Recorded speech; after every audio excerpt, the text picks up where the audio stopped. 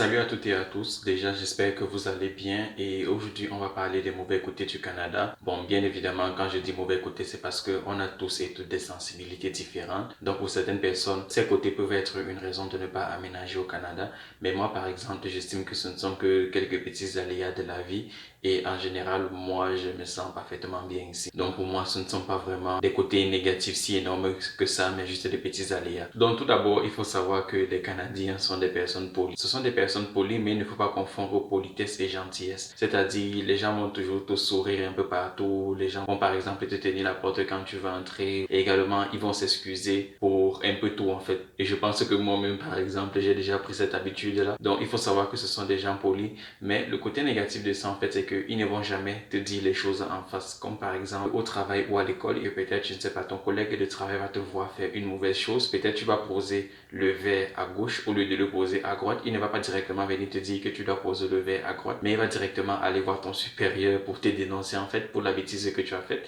Mais entre-temps, même quand il va te dénoncer, il va toujours continuer à sourire avec toi. Donc il va faire comme si de rien n'était en fait. Même quand ton supérieur va venir te voir, si jamais peut-être ton supérieur ne te dit pas le nom de la personne qui t'a balancé, ou alors peut-être si tu ne sais pas que au moment où tu as fait la bêtise, il y avait telle personne à côté de toi, tu ne sauras jamais que c'est celui qui est en train de sourire avec toi qui est en fait parti te dénoncer. Et moi, au départ, c'est quelque chose que j'avais un peu du mal à appréhender, ou c'est quelque chose que je voyais un peu comme de l'hypocrisie. Mais plus tu passes de temps ici et plus tu comprends que c'est de cette façon on leur apprend à fonctionner en fait, c'est-à-dire même à l'école ou même au travail, on va te dire que quand tu vois par exemple quelque chose de négatif, on va t'encourager à ne pas confronter la personne directement, mais on va te conseiller plutôt de directement aller le balancer chez le supérieur en fait. Et puis bien évidemment, on ne peut pas parler du Canada sans parler du climat. Bon, je pense que ça c'est un secret pour personne qu'il fait quand même assez froid au Canada. Par exemple, la température moyenne au Québec en fait en général à janvier est d'environ moins 10 degrés et au Nouveau-Brunswick dans la même période la température varie par exemple de moins 3 degrés à moins 16 degrés. Bon, on dit moins 16 degrés, c'est parfois entre ça que ça varie, mais il faut savoir que parfois on aura les moins 25 degrés avec des ressentis par exemple de moins 30 et ça également ça peut arriver même au Québec. Mais en même temps, l'ouest du Canada est un peu moins froid. Ça c'est quelque chose qu'on a pas souvent l'habitude d'entendre. C'est-à-dire quand tu es par exemple à Toronto, il fait un peu moins froid que par exemple à Montréal ou que dans les provinces atlantiques. Et quand tu vas encore plus à l'ouest, comme par exemple à Vancouver, les températures sont carrément positives en hiver. C'est-à-dire qu'en plein mois de janvier, ils ont 9 degrés de température. Mais en même temps, si tu veux aller vivre là-bas, il faut savoir que le côté négatif, c'est le logement en fait. Parce que si tu veux t'acheter une maison unifamiliale à Vancouver, il va falloir compter généralement vers les 2 millions. Et je suis pas en train de parler de 2 millions de francs CFA, mais bien 2 millions de dollars. C'est-à-dire que les prix des maisons là-bas sont ridiculement élevés. Donc, il faut juste savoir que comme le Canada, en fait, est un grand pays qui est presque comparatif à un continent, parce que rien que le Québec d'abord est plus grand que l'Algérie. Et l'Algérie qui est le plus grand pays d'Afrique. Et ce qui fait que les températures ne sont pas en fait pareilles partout. Donc, dépendamment de la province dans laquelle vous voulez vivre et de la ville dans laquelle vous voulez vivre, vous pouvez checker sur Google quelles sont les températures là-bas parce que ce n'est pas toujours extrêmement froid ou ce n'est pas toujours froid en fait partout. Le troisième point négatif que je peux souligner ici, c'est peut-être la taxe sur le revenu parce que comme vous savez, bien évidemment, quand tu travailles, tu dois payer des taxes. Dans la plupart des provinces en fait où tu peux travailler, généralement ta taxe sur le revenu sera supérieure à 23% en fait. C'est-à-dire que quand tu travailles, il faut savoir que 23% de ce que tu auras travaillé minimum sera prélevé dans ton salaire en fait pour les taxes et ça peut aller un peu plus élevé que ça, c'est-à-dire que même quand je dis 23% minimum peut-être dans certaines provinces, c'est pas que le reste de 77% on va directement tomber en fait dans ton compte bancaire. C'est qu'il y a également d'autres choses qui vont s'ajouter comme par exemple les cotisations retraite, ce qui fait que en tout et pour tout peut-être 70% de ton salaire va entrer dans ton compte, donc c'est-à-dire il y a peut-être encore environ 7% qui vont sauter de ton salaire, mais au moins ici on voit où ces taxes-là partent, c'est-à-dire que quand tu es par exemple résident d'une province, tu as automatiquement droit à une assurance maladie. C'est pas comme certains pays, c'est-à-dire les États-Unis où les gens payent beaucoup de taxes, mais en plus de ça, ils doivent encore payer des sommes comme des 300 dollars par mois pour avoir l'assurance maladie.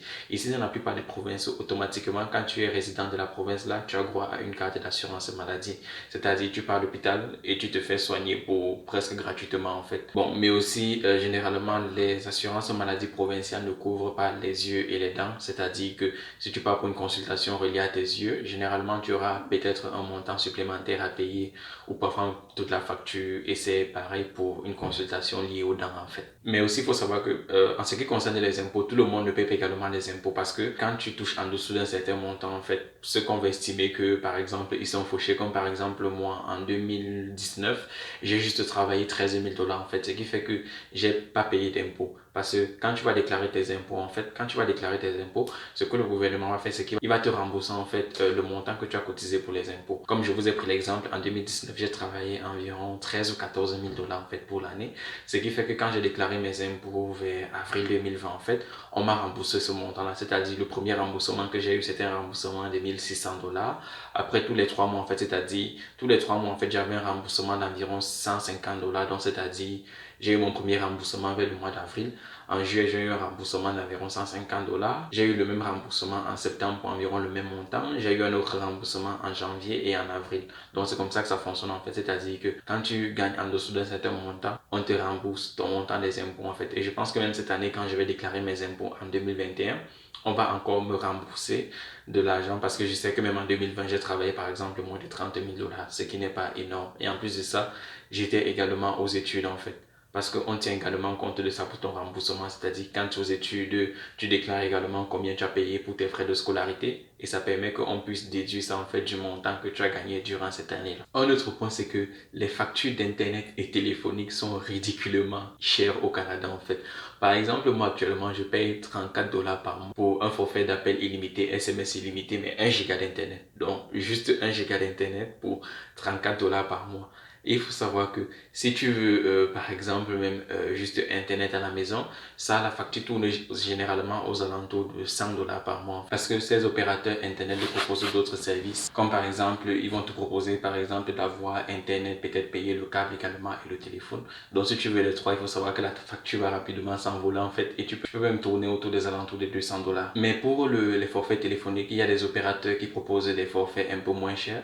Comme c'est-à-dire, j'ai des camarades qui avaient par exemple des forfaits avec des opérateurs où ils payaient par exemple 25 ou 30 $ par mois. Ils avaient appel illimité, SMS illimité et peut-être 3 gigas d'internet parce que bon, 3 gigas pour nous ça reste beaucoup au Canada sur le cellulaire quand tu sais comment les prix sont en fait. Sauf qu'il faut savoir qu'avec ces opérateurs qui proposent parfois ces prix moins chers là, c'est que comme le Canada c'est un grand territoire, ils n'arrivent pas à couvrir les gens partout en fait. Parce que certains de mes camarades, parfois ils sont devant toi, tu les appelles, on t'envoie directement dans leur messagerie vocale, c'est-à-dire que leur téléphone est allumé mais ça ne sonne même pas chez eux, on t'envoie directement dans la messagerie vocale. Donc il faut également prendre ça en compte quand vous prenez un opérateur moins cher parce que si tu utilises ton téléphone par exemple pour le travail, ça peut être une mauvaise chose que ton téléphone est allumé puis on t'appelle, ça ne passe carrément pas. Ou quand tu viens d'arriver et que tu cherches un emploi. Parce que ça peut parfois arriver que l'employeur t'appelle directement pour par exemple, te fixer un rendez-vous pour l'interview.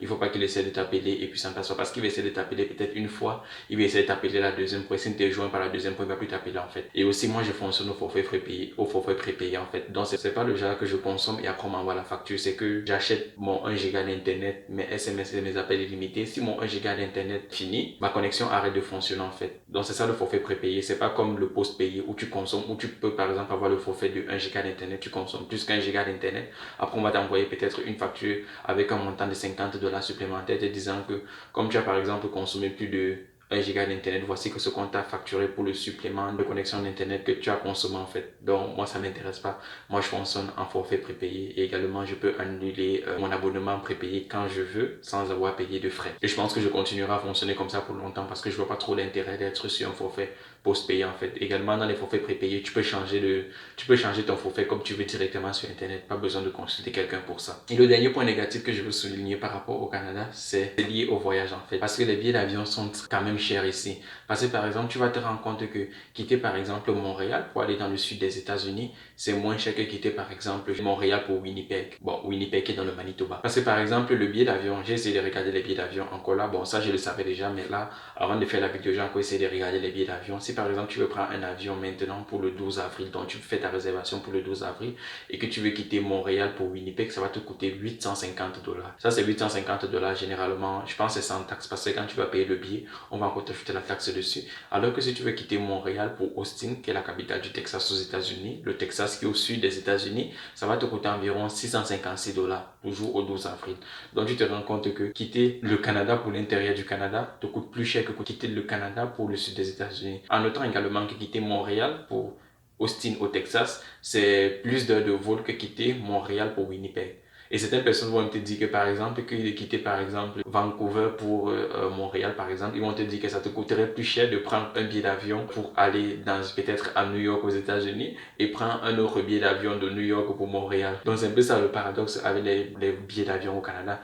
Et je pense également que c'est aussi cher que ça parce qu'il n'y a pas vraiment de concurrence, parce que la plupart des vols sont desservis par Air Canada et Air Canada n'a pas vraiment de concurrence sur le territoire. Donc je pense que c'est pour ça qu'ils se permettent de faire les prix comme ça les arrange en fait, parce que personne ne va venir leur faire concurrence ou quoi. Donc voyager à l'intérieur du Canada, ça coûte quand même cher. C'est pour ça que généralement les gens préfèrent juste prendre un peu plus de temps et conduire eux-mêmes pour aller où ils veulent. Donc c'est déjà tout pour cette vidéo. Si jamais vous avez des questions, n'hésitez pas à me les poser dans la section des commentaires comme d'habitude et on se retrouve très bientôt pour une nouvelle vidéo. Ciao!